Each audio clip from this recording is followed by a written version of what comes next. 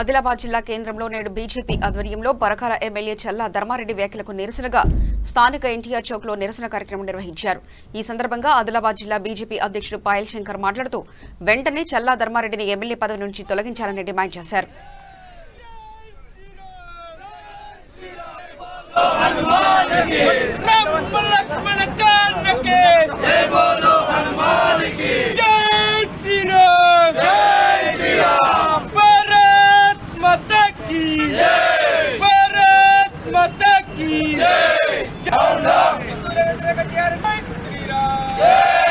వాళ్ళకు ఉన్నటువంటి ఓపికను మీరు పరీక్ష చేయాలనుకుంటే ఏం జరుగుతుందో మీకు తెలుసు.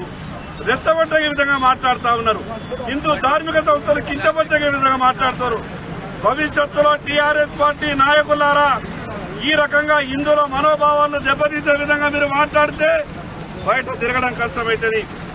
ఆయన హిందూ వ్యతిరేకంగా మాట్లాడిందని భారతీయ జనతా పార్టీ కార్యకర్తలు నిరసన తెలియడానికి వెళ్తే పోలీసులతో లాఠీ చార్జ్ చేసి మహిళలని చూడకుండా కూడా 45 మంది భారతీయ జనతా పార్టీకి నాయకులపై నాన్ అవైలబుల్ కేసులు పెట్టి అరెస్ట్ చేయడం జరిగింది.